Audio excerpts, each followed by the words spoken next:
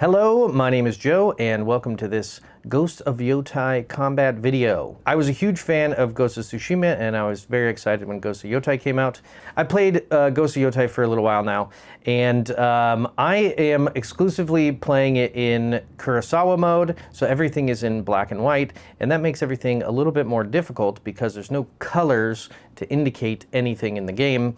Kurosawa mode makes it difficult because everything is in black and white, which makes everything just a little bit more the same. It makes everything a little bit harder to parse the differences between things and a little bit more difficult to see the bad guys, and it just makes everything a little bit more complicated. And you don't have color indicators for when to parry, when to dodge, or when to disarm.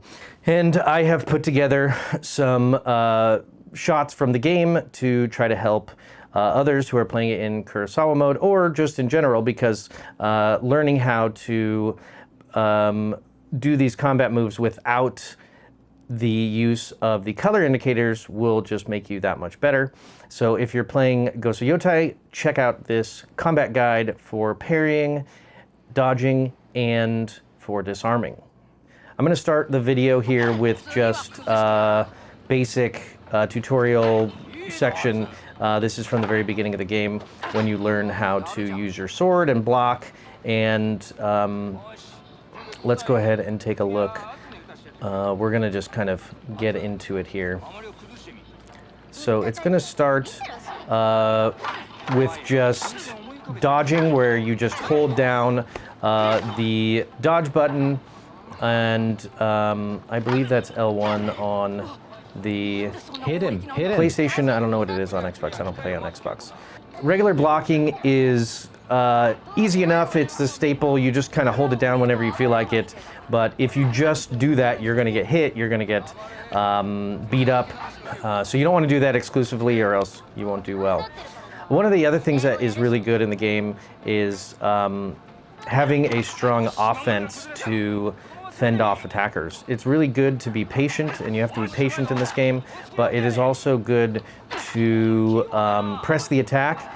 Using heavy attacks can also interrupt attacks, and it's good practice to just sort of learn how to do that. Right here, we're going to see how to do it's unblockable. There's an unblockable indicator, and it gives you just a second to recognize what's about to happen. And so if we watch right here, it's a straight horizontal line with a very small bloom in the center. And in Kurosawa mode, it is not blue. I believe it's blue in the regular game. I literally have not played this game in the regular mode, so I'm just gonna plow right through, and then my second playthrough I'm gonna probably play it in normal mode, and that'll probably make it a lot easier. But I've been struggling to deal with some of the duels and getting hit when I am not sure what's going on, because I'm not really paying attention to the indicators. I'm just paying attention to the person coming at me and where their sword is. So you really have to pay attention to their actual sword to know what the timing is. It's not a easily predicted timing system. You really have to watch on the screen what the other opponent is doing and what kind of attack they're doing, and if they're doing a bit of a feint. So in order to do the parry, the perfect parry, you need to watch for the horizontal line. And then the next one is going to be the unparryable indicator, which is a big X. And in the color game, I believe it's red. But in Kurosawa mode, it's just an X. So you have to tell the difference. You have to be able to tell the difference between the horizontal line and the X. And there's a little bit of a bloom in the center of those, but very small. And it happens very quick, so you have to really pay attention and watch for that, but also kind of get a feel of the rhythm of that particular fight, because a lot of times they will do a series of attacks, and once you fight an opponent a few times, you can typically see what their patterns are. And those patterns will repeat, because that's what a pattern is. All right, the next The next indicator here that I'm going to talk about is the disarming indicator, which at first you can only interrupt, and then later you can counter by disarming the opponent as they're trying to disarm you. And the way you recognize this, it's going to have 3 different phases.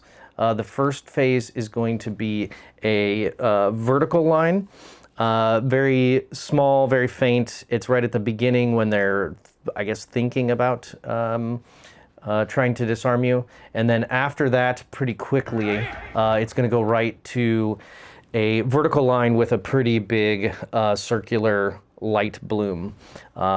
And that's kind of the easier way to indicate, or an easier way to recognize that it's about to happen. And that's probably a good time to hold down the triangle on the PlayStation or whatever button it is for the Xbox to do your focused attack, which is a strong attack that starts with you sheathing the sword. But then the third phase of the disarm indicator is the very large bloom. So the character's about to do the disarm, and it will get the bloom will get very large. So it's in the color game, it's yellow, but in Kurosawa mode, there's no color. So you just have to really pay attention to the symbols and the shapes that are going to be happening.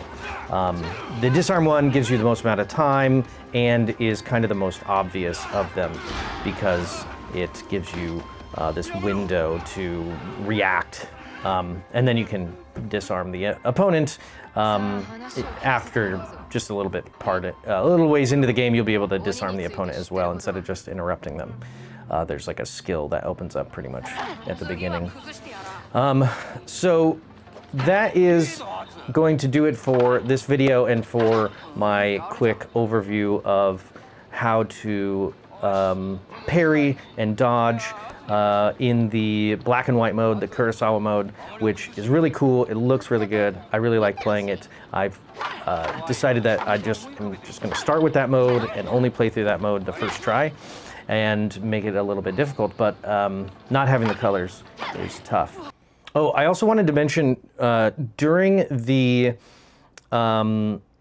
perfect parry indicator, or during a parry, you can also dodge. So you don't have to get the timing perfect, because if you try to do a perfect parry when it gives you that horizontal line indicator, that means you can't block it just by holding it.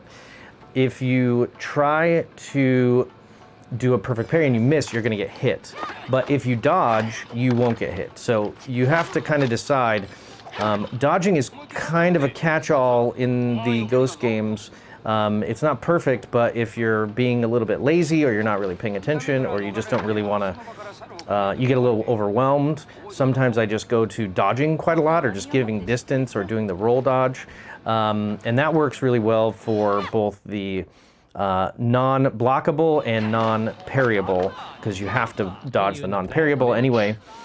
But then when it comes to the disarm, that one's a little trickier and it's a lot harder to dodge because the character is going to lunge forward at you, and it's difficult to get the spacing properly.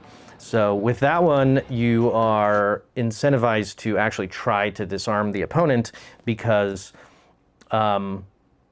you'll get a major benefit out of that, and it's easier than trying to dodge and you can't parry it anyway. So I just wanted to add that at the end there about dodging as a kind of option during a lot of these different attacks. So thanks for watching, and if you want to check me out on Twitch, it's LUKEFNO2. I put it up on the screen earlier.